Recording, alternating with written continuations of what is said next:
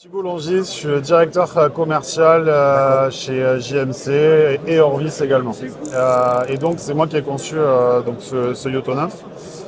Donc l'idée de départ sur ce Yoto Nymph, c'est que on a depuis très longtemps à la gamme des semi-automatiques, notamment la gamme Yoto, dans deux tailles. Et depuis quelques années, le développement de la pêche en nymphe, et notamment de la pêche en nymphe au fil, on avait des demandes de pêcheurs qui utilisent le Yoto avec du fil uniquement pour la pêche à l'espagnol. Et donc, le problème du Yoto classique, on va dire, c'est que le fil a tendance à passer dans les guides fils. Et donc, ça bloque, ça s'abîme, donc c'est pas très pratique. Autre chose, la manivelle de combat est aussi quelque chose que les pêcheurs recherchent aussi dans la pêche en nymphe actuelle pour gérer des combats avec des beaux poissons. Donc c'est pour ça que ce Yoto Nymph a été développé avec quelques améliorations, notamment au niveau du système de frein. On a changé intégralement la molette avec une molette qui est plus ergonomique et plus accessible. Une vis de serrage qui est accessible à la main, alors qu'on avait sur l'autre Yoto une vis plate qu'on pouvait utiliser uniquement avec un outil. Donc on est toujours sur un pas inversé forcément, hein. Attention quand on la dévisse. Okay. Donc on présente la manivelle, le sortie céramique avant pour la pêche en nymphe au fil, donc spécifique pour cette technique de pêche là, où justement on remplace les guides de l'ancien Yoto par cette sortie céramique. Donc avec cette sortie céramique, il n'y a plus de problème sur l'utilisation à l'espagnol. Le fil est bien guidé, on n'a pas de problème d'emmêlement.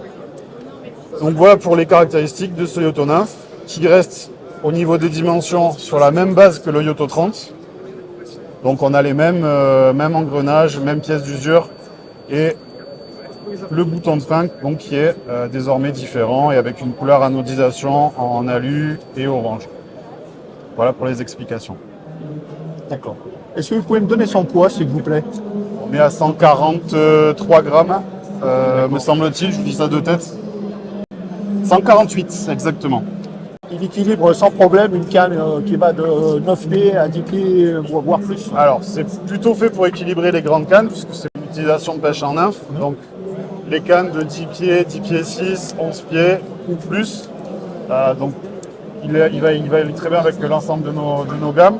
Avec la série Performer, plus particulièrement notamment, qui en plus est équipée de maslot, donc on pourra vraiment jouer à l'équilibre à 10 grammes près. Mais pour la plupart des cannes longues, il sera parfaitement équilibré, en tout cas il équilibrera parfaitement la canne. Après en termes de capacité, on reste sur la même capacité que le Yoto 30. Donc on a une WF3 avec 20 mètres de backing. En l'occurrence, comme c'est fait vraiment de façon privilégiée pour de la pêche en nymphe au fil, un petit fond de backing et puis ensuite du monofilament, il y a largement de quoi faire. Son prix, 249 €. Ouais. il y a un prix salon ou pas? Alors il y a 10% de remise sur le salon et notre revendeur qui est juste en face du stand chez Aspanger. Au niveau de l'entretien, c'est la même chose. C'est la même chose. C'est le Au même, niveau de l'entretien, voilà. on peut regarder tout simplement, c'est encore plus simple même que sur l'ancien Yoto, puisque donc on a cette petite vis, donc on peut retirer à la main facilement.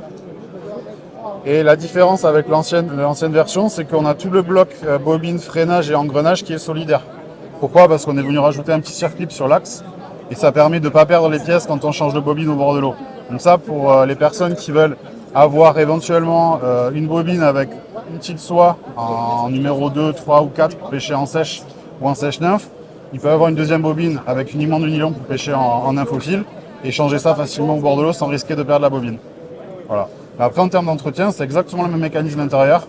On a repris exactement les mêmes pièces, de façon à pas justement avoir à gérer différentes tailles d'engrenage ou différentes matières. Donc, un petit peu de graisse sur l'axe principal, sur les engrenages. On peut souffler avec une bombe d'air sec quand on a des impuretés qui rentrent dans les mécanismes. Sinon, on peut le faire tremper à l'eau chaude et ensuite bien laisser sécher sans source de chaleur de préférence. D'accord. Moi, ce que j'aimerais savoir, c'est le prix de la bobine supplémentaire. Prix de la bobine supplémentaire, on va être à 89 €.